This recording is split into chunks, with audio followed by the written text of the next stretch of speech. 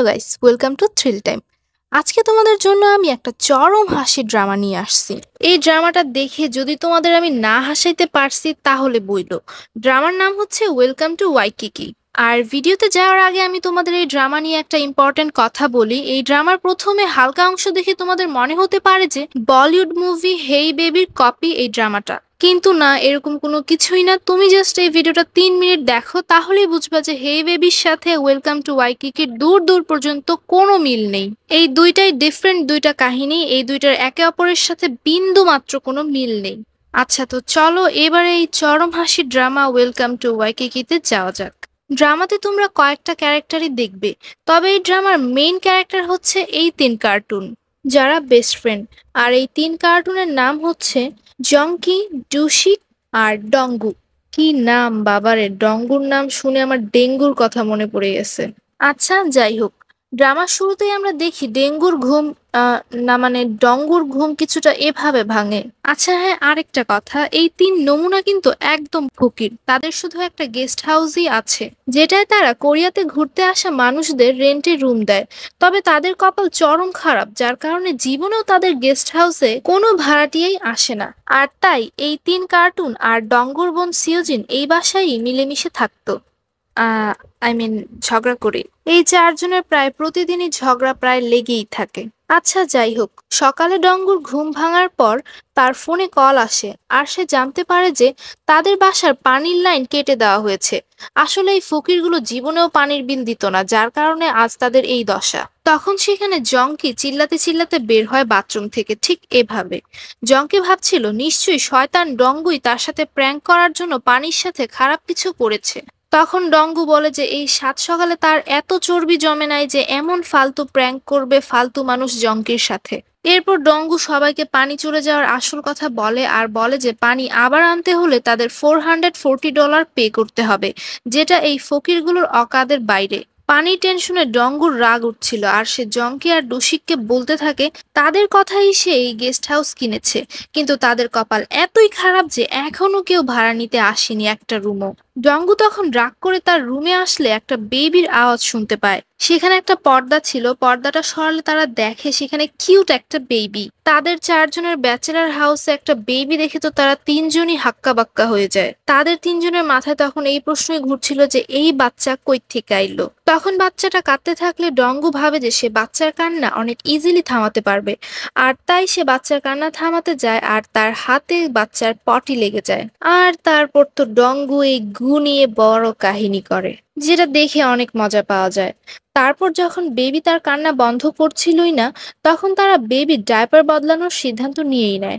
আর এই সিদ্ধান্ত ছিল তাদের জীবনের সবচেয়ে হার্ড সিদ্ধান্ত। আর তারপর তারা এমন ভাবে বেবির ডায়পার চেঞ্জ করতে থাকে যেন কোনো সিরিয়াস সার্জারি চলছে এখানে। এরপর ডায়পার চেঞ্জ করতে সাকসেস হয়ে গেলে তারা পাগলের মতো খুশি হয়ে যায়। আর তারপর তারা সিদ্ধান্ত নেয় যে আজকের দিনটা তারা ওয়েট করবে বেবির গার্জিয়ান আসার জন্য। তারপর যদি বেবির গার্জিয়ান না আসে তাহলে তারা বেবিকে পুলিশ স্টেশনে দিয়ে দিবে। তখন বেবির ডায়পার বদলানোর ভয়ে জংকি আর ডোশি কাজের বাহানা দিয়ে সেখান থেকে কেটে পড়ে, আর বেচারা ডঙ্গু তো বেবি নিয়ে ফেঁসে যায়। তখন ডঙ্গু ভাবে যে আচ্ছা যাই হোক, একটা দিনই তো, একটু কষ্ট সহ্য করেই নিব। ডঙ্গু তারপর তার গার্লফ্রেন্ড সোহার সাথে দেখা করতে গেলে তার ব্রেকআপ হয়ে যায়। ডঙ্গু ব্রেকআপের কারণ জিজ্ঞেস করলে সোহা 1 2 3 4 করে 1000টা কারণ দিয়ে দেয়। ডঙ্গু তখন ভাবতে থাকে এই শালির এত অ্যাটিটিউড কই থেকে আসে। তখন সেও অ্যাটিটিউড নিয়ে তাকে ব্রেকআপ দিয়ে দেয়, আর তাদের যে কাপল রিংটা ছিল সেটা উড়িয়ে ফেলে দেয়। এদিকে আমাদের আরেক কার্টুন জংকিকে দেখানো হয়। জংকি আসলে মুভির সেটে ছোট মোটো রোল প্লে করে ইনকাম করত, এই যে যেমন ড্রাইভার, গুন্ডা, ভিখারি ইত্যাদি। তবে এই ছোট মোটো রোল প্লে করতে গিয়েও সে সেটে কোনো না কোনো ঝামেলা করেই আসতো। তো আজকে জংকি গুন্ডার রোল প্লে করবে, আর আজকে সে যে হিরোর সাথে কাজ করবে সে হচ্ছে অনেক বড় সাইকো। এমনটা আমি এজন্য বলছি কারণ এই হিরো কখনো কারোর সাথে কথা বলে না দেমাগের চোটে। হিরো শুধু সবসময় তার আঙ্গুল দিয়ে ইশারা করে তার কথা বলে, আর যদি কেউ তার ইশারা না বুঝতে পারে তাহলে তাকে কাজ থেকে লাথি মেরে বের করে দেওয়া হয়। তো অ্যাক্টিং এর টাইমে এই সাইকো আঙ্গুলের ইশারা দিয়ে জংকিকে পিছনে সরতে বলে। তবে বেচারা জংকি ইশারা বুঝতে না পারলে হিরো সেখান থেকে রাগ করে চলে যায়, যার মানে এই ব্যাডা হাই লেভেলের পাগল। জুঙ্কি বেচারা তখন ভাবছিল যে ভাই কিভাবে আমি ফিঙ্গারের ইশারা দিয়ে কারো কথা বুঝতে পারবো, আমি কি কোনো জাদুকর নাকি? আর বাকি সবাইও বা কিভাবে বুঝতে পারে এই ব্যাডার কথা, আমি কেন বুঝি না। এদিকে রাতে ডসিক তার পার্ট টাইম জব থেকে বাড়িতে আসলে জুঙ্কিও চলে যায় বাড়িতে। তখন ডঙ্গু তার ব্রেকআপ আর রিং ফালায় দেওয়ার কাহিনী বলে। আর এই দুই হারামজাদা ডঙ্গুর দুঃখ তো বুঝেই না, উল্টো তাকে বলতে থাকে রিংটা কেন ফালিয়ে দিলি, গাধার রিংটা বেচে তো অ্যাটলিস্ট আমরা পানির বিলটা দিতে পারতাম। তখন ডঙ্গু ভাবছিল সারাদিন তো সে বেবি সামলাইছে, এখন এই দুইটারে দিবে বেবি সামলাইতে। কিন্তু চালাক বান্দর দুইটায় তখন দৌড় মেরে সেখান থেকে তাদের রুমে চলে যায়। আর বেবি সামলানোর ভয়ে জঙ্কি আর ডুসিক সকাল সকাল তাদের কাজেও চলে যায়। বেচারা ডঙ্গু আবারও ফেঁসে যায়। ডঙ্গুর অবস্থা এখন একদমই খারাপ হয়ে যাচ্ছিল, তার উপরে বাসায় এক ফোঁটাও পানি নেই। তাই সে সেই রিংটা খুঁজে মার্কেটে বেচার জন্য আসে। তবে বেচারা ডঙ্গুর কপালটাও গুয়ের মতোই খারাপ ছিল, কারণ রিং বেচার মতো এমন মহান কাজ করতে তার এক্স গার্লফ্রেন্ড সোহা তাকে দেখে ফেলে। এখন এক্স এর দেওয়া রিং বেচা মহান কাজ না তো আর কি। ডঙ্গু বেচারা তখন এটাই ভাবছিল যে এত বড় কাহিনীর পরে এখন তাদের রিলেশন আবার কিভাবে ঠিক হবে। এদিকে আবার জঙ্কি আজকে সেটে আসে, সেখানে সে দেখে সেই হিরো তার আঙুলের মাধ্যমে জোক শোনাচ্ছে, আর সবাই তার জোক শুনে হাসতেও থাকে। এটা দেখে তো জঙ্কি পুরাই বলদ হয়ে যায় যে ভাই এরা তো এই সাইকোর আঙ্গুলের ইশারার জোকও বুঝতে পারছে, আর সে যদি আজকে সাইকোর আঙ্গুলের কথা না বুঝতে পারে তাহলে আজকে তো তাকে লাথি মেরে বের করে দেওয়া হবে সেট থেকে। এরপর অ্যাক্টিং এর টাইমে জঙ্কিকে সেই সাইকো আঙ্গুল দিয়ে কমপ্লিমেন্ট দেয় যে তার চোখগুলো অনেক সুন্দর। হ্যাঁ ঠিক এভাবে এই সাইকো ঠিক এভাবেই কমপ্লিমেন্ট দিছে, 3বার আঙ্গুল দিয়ে গুতা মেরে বলছে যে তোমার চোখ সুন্দর। জঙ্কি বলতো তার ইশারা বুঝেই না, সে কি বলবে সেটাও বুঝতে পারছিল না, তখন সে কোনোভাবে থ্যাংক ইউ বলে দেয়, যার কারণে সাইকো খুশি হয়ে যায়। জঙ্কিও তখন খুশি হয়ে যায় যে এইবার সে কোনোভাবে বেঁচে গেছে। সেট থেকে বের হওয়ার আগে জঙ্কি ওয়াশরুমে যায়, সেখানে তার সাইকোর সাথে দেখা হয়ে যায়। জঙ্কির গালে কিছু একটা লেগেছিল, সাইকো তাকে ইশারা দিয়ে সেটা সরাতে বলে। জঙ্কি বেচারা বুঝতেই পারছিল না যে সাইকো তাকে আসলে কি বলতে চাচ্ছে। সাইকো বারবার ঠিক এমন ইশারা দিতে থাকে, আর বোকাচোদা জঙ্কি তখন কোনো কিছু বুঝতে না পেরে সাইকোকে কিস করে দেয়। আর বাস শেষ, এই মুভি থেকে জঙ্কিকে লাথি মেরে বের করে দেওয়া হয়। রাতে বাসায় এসে তারা সবাই অনেক ক্লান্ত, কারণ তাদের সবার লাইফেই প্রবলেম আর প্রবলেম। এরপর তারা বেবিকে নিয়ে ঘুরতে আসে, আর এখানেই হয়ে যায় ম্যাজিক। বেবির কিউটনেস দেখে কিছু ট্যুরিস্ট বেবির কাছে এসে তাকে আদর করতে থাকে, আর তখনই চালাক জঙ্কি সেই ট্যুরিস্টদের তাদের গেস্ট হাউসে থাকার জন্য অফার করে। আর তারপর প্রথমবারের মতো বেবির কিউটনেসের জন্য তাদের গেস্ট হাউসের রুম ভাড়া দেওয়া হয়, যার মাধ্যমে এখন প্রথমবারের মতো তাদের গেস্ট হাউস থেকে টাকা আসবে। কার্টুন তখন অনেক হ্যাপি। তখন সেখানে বেবির মা আসে, আর তারা জানতে পারে যে বেবির মা এই মেয়েটা, যার নাম হচ্ছে ইউনা। ইউনা আসলে একজন সিঙ্গেল মাদার, আর তার বেবির নাম হচ্ছে সোল। সোলের বাবা তাদের ছেড়ে চলে গিয়েছে। ইউনা বলে যে সে তার বেবির খেয়াল রাখতে পারছিল না, কারণ তার কাছে টাকা নেই, আর তাই সে তার বেবিকে তাদের গেস্ট হাউসে রেখে চলে গিয়েছিল। কিন্তু একজন মা তো তার বাচ্চাকে এভাবে ফেলে দিতে পারে না, তাই সে মায়ায় পড়ে আবার চলে আসে। ডঙ্গুর তো এসব শুনেও এই বেচারির উপরে একটুও মায়া হয় না, কিন্তু জঙ্কি আর ডসিক তার কষ্ট দেখে তাকে এই বাসায় থাকতে বলে কিছুদিন। কিন্তু আজকে সবগুলো রুমই ব্লক ছিল, কারণ অনেক গেস্ট এসেছে। তাই ইউনাকে ডঙ্গুর বোন সিউজিনের রুমে থাকতে দেওয়া হয়। সিউজিন রাতে বাসায় এসে তার রুমে ইউনাকে দেখে সে ভয় পেয়ে যায়, সে ভয়ে চিল্লাতে থাকে। তখন সেখানে সবাই চলে আসে, আর এই মোমেন্টেও জঙ্কি সবকিছু বাদ দিয়ে ডঙ্গুর বোন সিউজিনের বডি দেখে তাকে বলতে থাকে, প্রথমবারের মতো তোকে দেখে মনে হচ্ছে যে তুই মেয়ে, আর নয়তো আমি তো তোকে আমাদের মতো পোলাই ভাবতাম। এটা শুনে তো সিউজিনের অনেক রাগ হয়, আর সে জঙ্কিকে মারতে থাকে। সিউজিনের তো রুম শেয়ার করারও কোনো ইচ্ছা ছিল না, কিন্তু এখন কি করার, মাইন্ডকার্ট চিপায় পড়ে রুম তো শেয়ার করতেই হয়। পরদিন সকালে সবাই ব্রেকফাস্ট করছিল, তখন বেবিরও খিদা লাগে। তখন ইউনা সবার সামনে বেবিকে ব্রেস্ট ফিডিং করাতে থাকে। এটা দেখে তো সবার এত শরম লাগে, এত শরম লাগে যে কি বলবো। সবাই এদিকে ওদিকে ভাগতে থাকে, আর সীমা লঙ্ঘন তো তখন হয়ে যায় যখন ইউনা সবাইকে বলে যে তার বেবি ব্রেস্ট ফিডিং করতে পারছে না, আর বেবিকে ব্রেস্ট ফিডিং করানোর জন্য তার ব্রেস্ট পাম্প দরকার। এই গাধাগুলোর তো ব্রেস্ট পাম্পের ব্যাপারে কোনো জ্ঞানই ছিল না, বাট তবুও তারা ব্রেস্ট পাম্প কিনতে দোকানে চলে যায়। দোকানে ব্রেস্ট পাম্প খুঁজতে খুঁজতে তাদের বকবক করা এক আন্টির সাথে দেখা হয়ে যায়। আন্টি তখন এই গাধাগুলোকে একদম ডিটেইলে ফিমেল বডি পার্টস নিয়ে বোঝাতে থাকে। এসব শুনে তাদের ব্রেইন হ্যাং মারতে থাকে। পরদিন সকালবেলা কার্টুন জুঙ্কি আবারও মুভিতে একটা রোল প্লে করার চান্স পেয়েছে, তাই সে রেডি হচ্ছে। আর আমি বলি, এই গাধা অনেক কষ্টের মুভিতে রোল প্লে করার চান্স পায়, আর তার মধ্যেও সে কোনো না কোনো ঝামেলা করেই আসে। আর এসবের পরেও সে নিজেকে অনেক মহান অ্যাক্টর ভাবে। সেকেন্ড কার্টুন ডুশিকও সেখানে বসেছিল। ডুশিক ভাবতো সে একজন মহান রাইটার, কিন্তু আজ পর্যন্ত তার একটাও নোভেল চলতে পারেনি। তো তখন সেখানে বসে তারা নিজেদের সুনাম আর একে অপরের বদনাম করছিল। জঙ্কি ডুশিককে ফালতু রাইটার বলে আর ডুশিক জঙ্কিকে 2 টাকার অ্যাক্টর বলে। তখন সেখানে কার্টুন নাম্বার 1ও চলে আসে আর বলে, তোরা কি সকাল সকাল ঝগড়া করতেছস? আরে বলদেরা, তোদের দুইটার মধ্যে ডিফারেন্সই বা কি আছে? তোরা দুইজনই তো সবচেয়ে বড় ফালতু।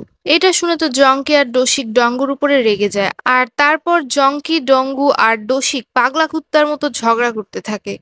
তখন ডঙ্গুর বোন সিউজিন তাদের ঝগড়া বন্ধ করতে বললে জঙ্কি তাকে বলে, তুই তো পোলাগো মাঝখানে আবি, কারণ তুই নিজেও একটা পোলা, আর তোর তো দাড়িও উঠে। আসলে এটা সত্যি কথা, সিওজিনের একটু হরমোনাল সমস্যা আছে, যার কারণে তার ছেলেদের মতো দাড়ি উঠে, আর তাই তাকে প্রতিদিন শেভও করতে হয়। আর এই সিক্রেটটা এই গাধা জুঙ্কিও জানে। সিওজিনকে পোলা বলায় সিওজিনও ঝগড়া করতে শুরু করে। ইউনা তো এই 4 কার্টুনের ঝগড়া দেখে ভাবতে থাকে সে কিভাবে তার বেবি নিয়ে এই 4 জংলি বান্দরগুলোর সাথে থাকবে। পরের সিনে আমরা জুঙ্কিকে ঠিক এরকম একটা গেটআপে দেখি। ভয় পাওয়ার কিছুই নেই, এই মেকআপ জুঙ্কিকে তার শুটিং এর জন্য করতে হয়েছে। বাট জুঙ্কির কপাল এতই খারাপ যে আজকের শুটিং ক্যান্সেল হয়ে যায়। আর ডিরেক্টর জুঙ্কিকে বলে সে যাতে তার মেকআপটা না উঠায়, কারণ এই মেকআপটা কালকেই আবার লাগবে আর এই মেকআপটা অনেক এক্সপেন্সিভ। আর বেচারা জুঙ্কির রিয়েল স্ট্রাগল তো এখন শুরু হয়। জুঙ্কি বাসায় যাবে, কিন্তু বাসে সে কোনো সিট পায় না। এমনকি বাসে তো তাকে উঠতেও দেওয়া হচ্ছিল না। তাই সে বাসে জোকারের মতো করতে থাকে। বাসে তখন কেউ তার ওয়ালেটটা চুরি করে নেয়, কিন্তু বাসায় এসেও এই গাধা বুঝতে পারে না যে তার ওয়ালেট চুরি হয়েছে। আর তারপর পুলিশ তাকে কল করে জানায় যে তার ওয়ালেট চুরি হয়েছে আর তারা সেটা পেয়েছে। পুলিশ তাকে সেটা পুলিশ স্টেশনে এসে নিয়ে যেতে বলে। জুঙ্কি তখন পুলিশ স্টেশনে গেলে সবাই ভয় পেয়ে যায়, সবাই ভাবছিল পুলিশ স্টেশনে হয়তো কোনো ভূত বা ডেমন চলে এসেছে। তখন বেচারা সবাইকে বোঝায় যে সে কোনো ভূত না, ডেমন না, সে মানুষ। এদিকে ডঙ্গু ইউনাকে তার বাসায় থাকার বিনিময়ে তার বাসার কাজ করতে বলে আর কিচেন সামলাতে বলে। আর ইউনা কিচেনের কোনো কাজই ভালোভাবে করতে পারে না, সে প্লেট ভেঙে ফেলে তো ফ্রিজ খোলা রেখে দেয়। এসবের জন্য ডঙ্গু ইউনাকে অনেক বকে। ইউনা বেবি সোলকে নিয়ে কাজ করতে পারবে না বলে ডুশিক এসে বেবি সোলকে কোলে নেয়, আর বেবি সোল তখন ডুশিকের উপরে বমি করে দেয়। ডুশিক তো এটার পরে অনেক হ্যাপি ছিল এই কিউট বেবিকে কোলে নিয়ে। ইউনা সেদিন পচা মাশরুম দিয়ে খাবার বানায়, আর সেটা খেয়ে সবার হলুদের বন্যা ছুটে। সবাই বাথরুমে যাওয়ার জন্য একদম পাগল হয়ে যাচ্ছিল, কিন্তু সিউজিন ঘরের বাথরুম তো ছাড়ছিলই না। তাই এই 3 বান্দর বাহিরে চলে যায় বাথরুম খুঁজতে। ডুশিক আর জঙ্কি তো বাথরুম পেয়েও যায়, তবে ডঙ্গু কোনো পাবলিক টয়লেটই খালি পায় না। বেচারা ডঙ্গু টয়লেট তো পায় না, তবে রাস্তায় সে তার এক্স গার্লফ্রেন্ড সোহাকে পেয়ে যায়। ডঙ্গু তখন পাগল হয়ে যাচ্ছিল এটা ভেবে ভেবে যে সে এখন সোহাকে মানাবে, তাকে সরি বলবে নাকি হাগু দিবে। সেখানে সে কোনোভাবে দাঁড়িয়ে সোহাকে 2-4টা কথা বলার ট্রাই করে, বাট তার কথার স্টাইল দেখে সোহা সেখান থেকে চলে যায়। আর ডঙ্গু আবারও বাথরুম খুঁজতে থাকে। লাস্টলি সে একটা বাথরুম পেয়েও যায়, যে বাথরুমটা একজন কিনে নিয়ে যাচ্ছিল। ডঙ্গু তখন সেখানেই চলে যায় আর আরামে বাথরুম ইউজ করে। এরপর ওনার যখন জানতে পারে ডঙ্গু তার বাথরুম ইউজ করেছে, তখন সে বাথরুমটা ডঙ্গুকেই দিয়ে দেয়। আর ডঙ্গু তখন এমন ইমার্জেন্সির জন্য বাথরুমটা বাড়িতেই নিয়ে আসে। সবাই বাসায় এত বড় বাথরুম দেখে হাক্কা বাক্কা হয়ে যায়। পরদিন আবার দেখা যায় সিওজিন বাথরুমে লুকিয়ে লুকিয়ে শেভিং করছিল, আর তাকে এই অবস্থায় ইউনা দেখে ফেলে। সিওজিন আজকে তার বয়ফ্রেন্ডের সাথে দেখা করতে যায়, তবে ভুলবশত তারা একটা রুমে আটকা পড়ে যায়। আর এখানে অনেকক্ষণ থেকে সোয়েটিং হওয়ার কারণে সিওজিনের দাড়ি হালকা হালকা দেখা যাচ্ছিল। সিওজিন তখন ভাবে নিশ্চয়ই তার বয়ফ্রেন্ড তার দাড়ি দেখলে তার সাথে ব্রেকআপ করে নিবে, তাই সে তখন তার বয়ফ্রেন্ডকে মেরে বেহুশ করে দেয়। অন্যদিকে ডঙ্গু আর ইউনা স্টোরে আসে কেনাকাটার জন্য। তখন ডঙ্গুর সাথে তার এক্স গার্লফ্রেন্ড সোহার দেখা হয়। সোহা তার নিউ বয়ফ্রেন্ডের সাথে ডঙ্গুর দেখা করায় আর বলে তার বয়ফ্রেন্ড একটা বড় থাই রেস্টুরেন্টের ওনার। এটা শুনে তো ডঙ্গু অনেক জেলাস ফিল করে। ডঙ্গু তখন ইউনাকে দেখিয়ে বলে এটা তার গার্লফ্রেন্ড, যে অনেক কিউট, অনেক ভালো। তবে পরে কোনোভাবে সোহা দেখে ফেলে যে ডঙ্গু আর ইউনার মধ্যে আসলে কোনো কিছুই নেই। ডঙ্গু স্টোরে সোহাকে অনেক অ্যাটিটিউড দেখালেও সে বাসায় এসে সোহার কষ্টে দেবদাস হয়ে যায়।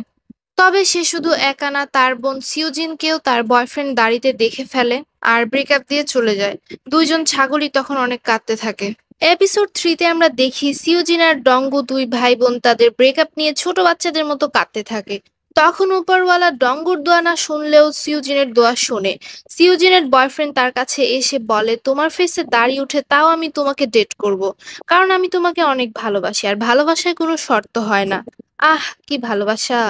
বাট সামনে দেখোই তো এই ভালোবাসার পিছনে আসলে কি আছে। সিউজিন প্রায়ই খেয়াল করেছে তার বয়ফ্রেন্ডের নাক থেকে রক্ত পড়ে মাঝে মাঝেই। সে তার বয়ফ্রেন্ডকে এ বিষয়ে জিজ্ঞেস করলে তার বয়ফ্রেন্ড তাকে বলে কাজের স্ট্রেসের জন্য রক্ত পড়ে এমন নাক থেকে। কিন্তু আসল কথা হলো এই পাগল সবসময় তার নাকে আঙ্গুল দিয়ে গুতাতে থাকে, যার কারণে নাক থেকে ব্লিডিং হয়। আর যদি মানুষের মতো নাক খোঁচাতো তাহলেও ঠিক ছিল, কিন্তু এই সাইকো তো জংলির মতো নাকে আঙ্গুল দিয়ে সবসময় গুতাতে থাকে।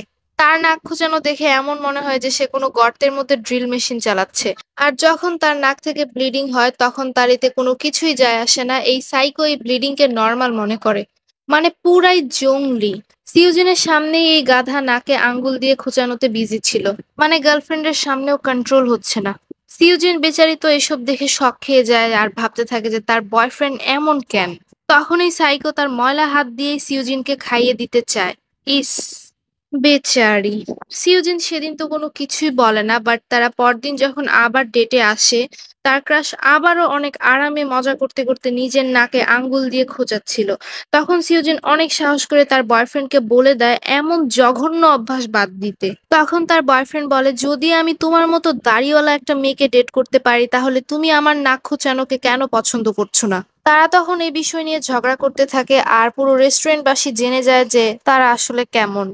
আর লাস্টলি সিউজিনের বয়ফ্রেন্ড তাকে ব্রেকআপ দিয়ে দেয়, মানে এই পাগল সিউজিনকে ছেড়ে দেবে তবে নাক খোঁচানো ছাড়তে পারবে না। এদিকে জুঙ্কির নতুন একটা অডিশন চলছিল, তবে এই অ্যাক্টিং এর জন্য জুঙ্কিকে তার ফুল বডি ওয়্যাক্স করাতে হবে, আর তাহলেই সে মুভিতে ছোটখাটো সুইমিং এর রোল পাবে।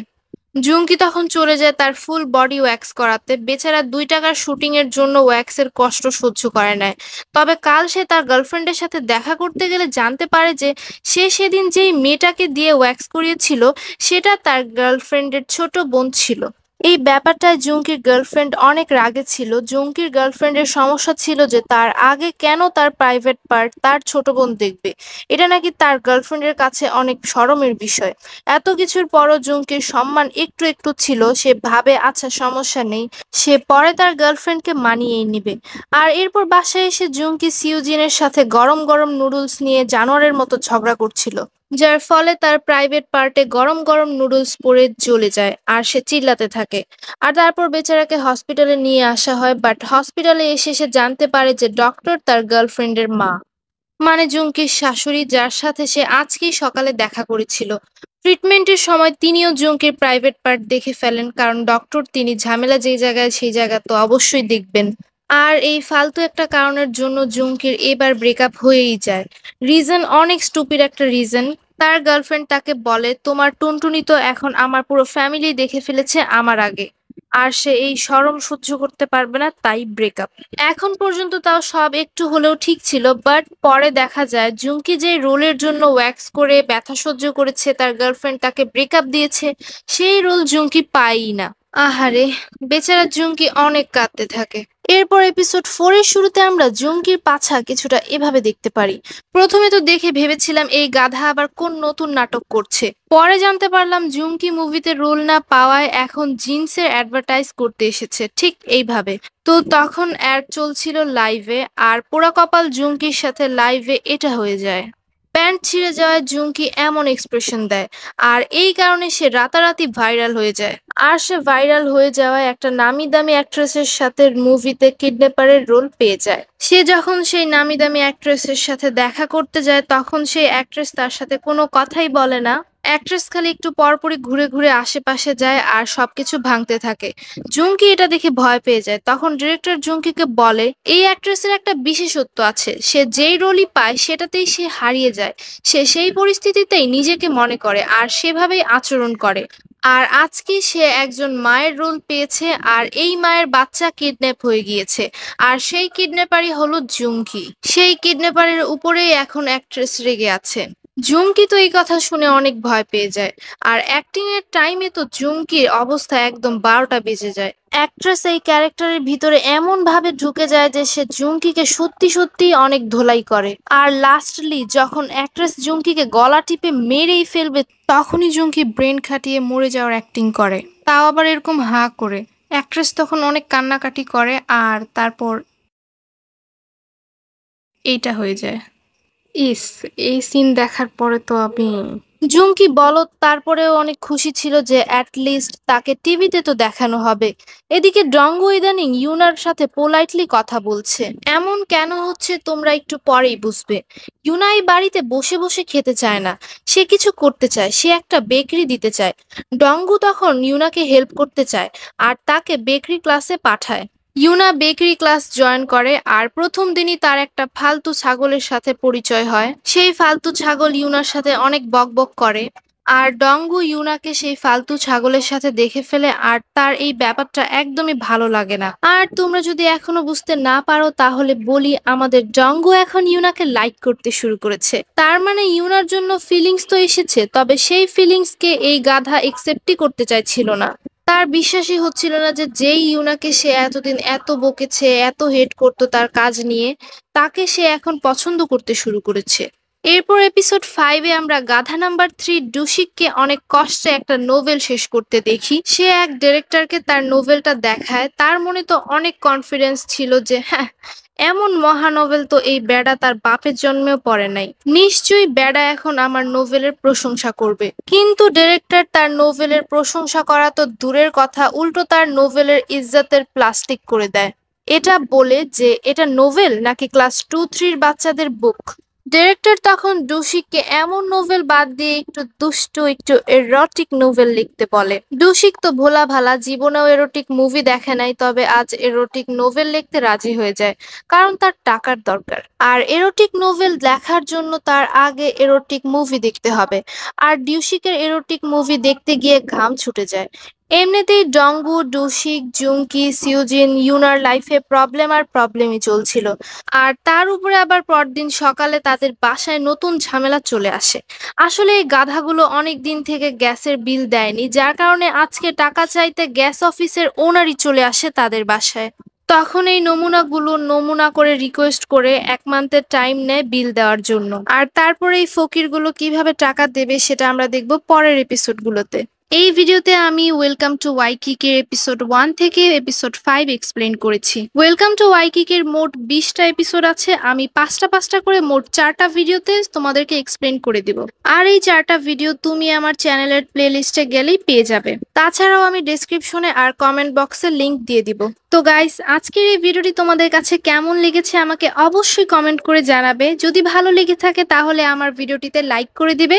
আর হ্যাঁ, থ্রিল টাইমকে সাবস্ক্রাইব করতে ভুলবে না। দেখা হবে ওয়েলকাম টু ওয়াইকিকের এক্সপ্লেনেশনের সেকেন্ড পার্টে। বাই বাই, আল্লাহ হাফেজ।